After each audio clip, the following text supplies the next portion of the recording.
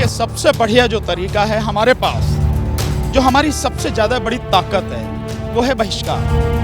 हम इनका टोटल बहिष्कार करें। हमारे पास ताकत क्या है? ठीक है भाई, आपने अगर यही सोच रखा है कि देश को बर्बाद करेंगे तो हम इतना ही करेंगे, हम आपका कोई भी सामान खरीदेंगे नहीं, जो भी सामान आप बना रहे हो, जो भी सेवाएं आप देना चाह रहे हो, हमें कोई सेवा नहीं चाहिए आपकी। हम जियो का सिम निकाल के फेंक देंगे, तोड़ देंगे उसे।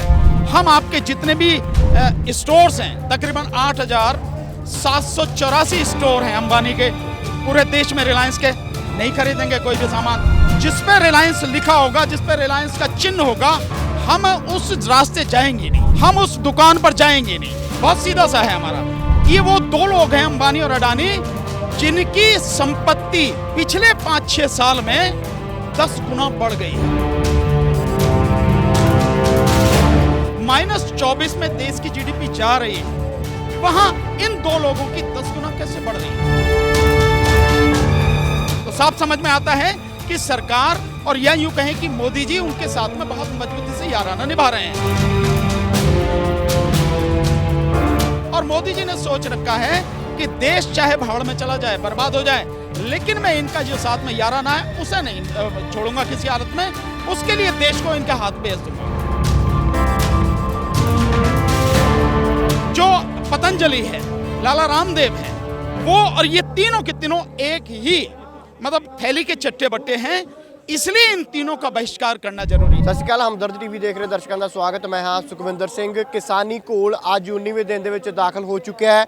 ਹਰ ਵਰਗ ਦਾ ਕਿਸਾਨਾਂ ਨੂੰ ਸਾਥ ਮਿਲ ਰਿਹਾ ਹੈ ਵੱਡੇ ਪੱਧਰ ਦੇ ਉੱਤੇ, ਜਿੱਥੇ ਡਾਕਟਰ ਮਜ਼ਦੂਰਾਂ ਤੋਂ ਲੈ ਕੇ ਕਿਸਾਨਾਂ ਤੋਂ ਲੈ ਕੇ ਇਸ ਸੰਘਰਸ਼ ਦਾ ਹਿੱਸਾ ਬਣ ਰਹੇ ਨੇ, ਤਾਂ ਬਹੁਤ ਸਾਰੇ ਸੀਨੀਅਰ ਵਕੀਲ ਵੀ ਇਸ ਕਿਸਾਨੀ ਸੰਘਰਸ਼ ਦਾ ਹਿੱਸਾ ਬਣਨ ਦੇ ਲਈ ਸਿੰਘੂ ਬਾਰਡਰ ਦੇ ਉੱਤੇ, ਕੁੰਡਲੀ ਬਾਰਡਰ ਦੇ ਉੱਤੇ ਲੱਗੇ ਮੋਰਚੇ ਦਾ ਹਿੱਸਾ ਬਣ ਕੇ ਕਿਸਾਨਾਂ ਦੀ ਹੌਸਲਾ ਅਫਜ਼ਾਈ ਕਰ ਰਹੇ ਨੇ। ਸਾਡੇ ਨਾਲ सुप्रीम कोर्ट के सीनियर वकील भानु प्रताप सिंह जी मौजूद ने। सर, आपको स्टेज पर सुन रहे थे, आपने एक बहुत ही सरल सा तरीका बताया कि हम अंबानी और अडानी के जिस प्रकार किसान उनके साथ जंग लड़ रहे हैं, तो किस प्रकार अगर ये कानून वापस नहीं भी लेते तो किस प्रकार इन कानूनों को वापस करवाया जा सकता है और क्या तरीका क्या है? देखिए, सबसे बढ़िया जो तरीका है हमारे पास, जो हमारी सबसे ज़्यादा बड़ी ताकत है, वो है बहिष्कार।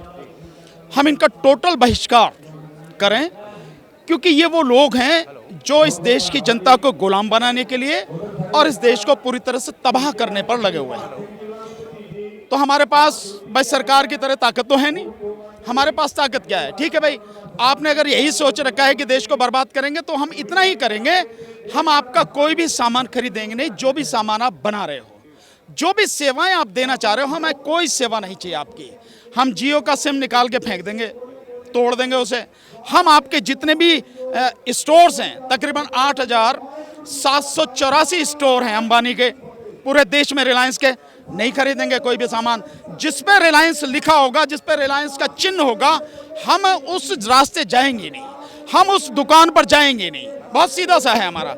हमें खाने के लिए और बाकी जीवन में जीने के लिए रिलायंस के अलावा और भी बहुत सी चीज़ें हम उसका इस्तेमाल करेंगे। ठीक इसी तरह से रिलायंस, अंबानी और अडानी, तो अडानी जिस तरह से सपोर्ट की जा रही है, ये वो दो लोग हैं, अंबानी और अडानी, जिनकी संपत्ति पिछले 5-6 साल में 10 गुना बढ़ गई है। 10 गुना। आप देखें कि जहां देश की संपत्ति पूरी तरह से तबाह हो रही है, देश की आर्थिक स्थिति पूरी तरह से खत्म हो रही है, -24 में देश की जीडीपी जा रही है, वहां इन दो लोगों की 10 गुना कैसे बढ़ रही है? तो साफ समझ में आता है कि सरकार, और या यूं कहें कि मोदी जी उनके साथ में बहुत मजबूती से याराना निभा रहे हैं। और मोदी जी ने सोच रखा है कि देश चाहे भाड़ में चला जाए, बर्बाद हो जाए, लेकिन मैं इनका जो साथ में याराना है उसे नहीं छोड़ूंगा किसी हालत में। उसके लिए देश को इनके हाथ भेज दूंगा। ये स्थिति है। तो हमारे पास यही है भाई, हम आपका सामान नहीं खरीदेंगे। अडानी का जो फॉर्चून तेल है, जिसमें सोयाबीन का है, जिसमें मूंगफली का है, जिसमें सरसों का है, जितने भी तरह के उसके तेल हैं या जितने भी तरह के उसके सामान हैं फॉर्चून वाले, नहीं खरीदेंगे हम। क्या इसके बिना हम जिंदा नहीं रह सकते? बिल्कुल रह सकते हैं। तो इनका पूरी तरह से बहिष्कार करना हमारा सबसे बड़ा अधिकार और सबसे बड़ा हथियार है। दूसरा, जो पतंजलि है, लाला रामदेव है, वो और ये तीनों के तीनों एक ही मतलब थैली के चट्टे बट्टे हैं, इसलिए इन तीनों का बहिष्कार करना जरूरी है। आपको ध्यान है 2014 से पहले लाला रामदेव किस तरह से काले धन की बात करता था। आज काले धन कहाँ गया? 6-7 साल होने जा रहे हैं, काले धन का शब्द भी उसके मुंह से निकला नहीं निकला।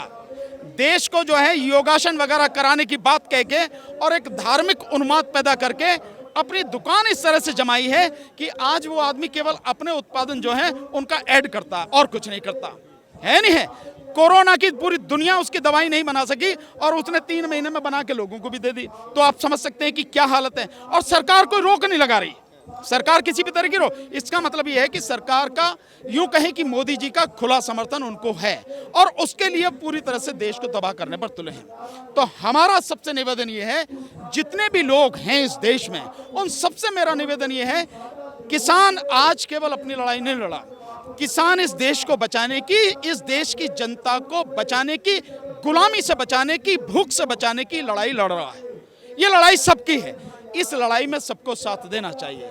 जैसे मैंने मंच से कहा, आप नहीं आ सकते यहाँ पे, मत आइए।